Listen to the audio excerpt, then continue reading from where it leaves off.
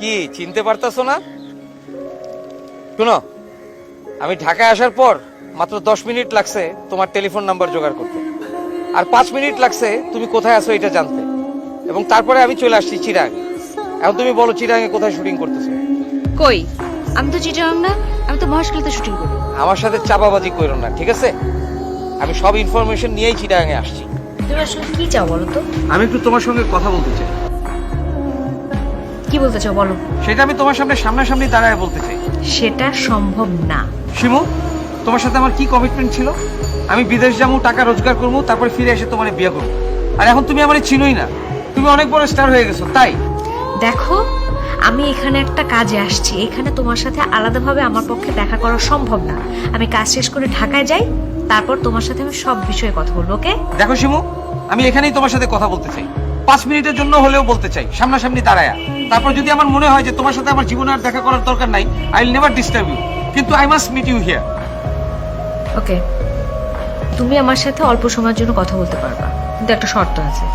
যখন আমার আশেপাশে কোনো লোকজন থাকবে না, তখনই শুধুমাত্র তুমি আমার সামনে আসতে পারবে। যদি আমার আশেপাশের লোকজন থাকার সময় তুমি আসো, বুঝো এইখানে কিন্তু তোমার কেউ চিনে না। আমি যদি চিৎকার করি, তুমি কিন্তু অনেক ঝামেলায় পড়ে যাবে। আর শোনো, আমার প্রচন্ড মাইগ্রেনের পেন উঠছে, ঠিক আছে? এখন আমি তোমার সাথে কথা বলতে পারবো না। কোথায় থাকি? আচ্ছা, তুমি কি আমার কাছ থেকে পালায় থাকতে পারবা? তুমি আমার চিনো না, তুমি জেনে যাইতেছো, দেখতেছো না আমি গিয়ে হাজির হইতেছি। দেখো, এখানে আমার শুটিং চলতেছে, আশেপাশে ইউনিটের অনেক লোকজন আছে।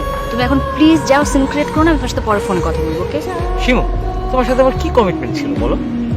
কথা ছিল না যে আমি লন্ডন থেকে ফিরে আসলেই আমরা বিয়ে করব? আর এখন তুমি স্টার হয়ে গেছো, আমার চিনো না, আমার অ্যাভয়েড করতেছো, কেন এরকম করতেছো?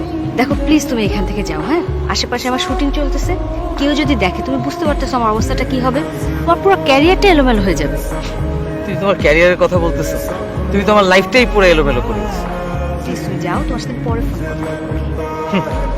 তুমি টেলিফোনের কথা কইতেছো, আমি লন্ডন থেকে তোমার কোটি কোটি বার ইন্টারন্যাশনাল কল করছি, তুমি প্রথম প্রথম কথা কইতা, পরে এমনও হয়েছে যে আমি না খাইয়া তোমার কল করছি, কিন্তু তুমি আমার ফোন ধরো। স্টার হওয়ার পর থেকে তুমি আমারে চেনো। এই বাংলাদেশে আসার পর থেকে যখনই আমি তোমারে কল করি, তুমি তোমার শুটিং এ আছে, নালে তোমার মাথা ব্যথা করতেছে, স্পটে গেলে তুমি আমার দেখে পলায় হোটেলে চলে যাও। এগুলো কি করতেছো তুমি? তুমি যাও প্লিজ, আমার শুটিং এর লোকজন আসছে। আমি যাবো না।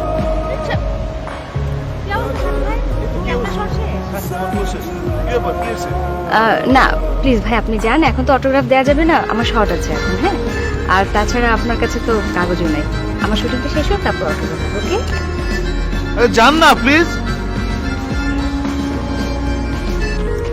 তুমি কত নম্বর রুমে আছো এটা আমি খুব ভালো করে জানি। আমি তোমার আশেপাশেই আছি, তুমি ঘর থেকে বাইরে হলে আমারে দেখতে পারবা। তুমি এইখানেও চলে আসছো? তাহলে আর কই যাও? আচ্ছা, এখন একটা কাজ করি, আমি একটু তোমার রুমে আসি, তোমার সাথে একটু কথা আছে। আর তুমি কি পাগল নাকি?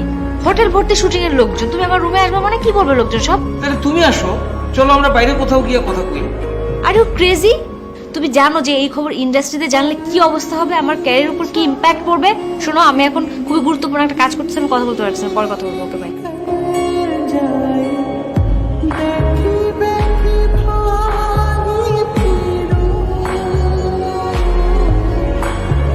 প্লিজ তুমি এখান থেকে যাও। হ্যাঁ, আশেপাশে আমার শুটিং চলতেছে, কেউ যদি দেখে, তুমি বুঝতে পারতেছো আমার অবস্থাটা কি হবে। তোমার পুরো ক্যারিয়ারটা এলোমেলো হয়ে যাবে। তুমি তোমার ক্যারিয়ারের কথা বলতেছো, তুমি তোমার লাইফটাই পুরো এলোমেলো করে দিচ্ছো।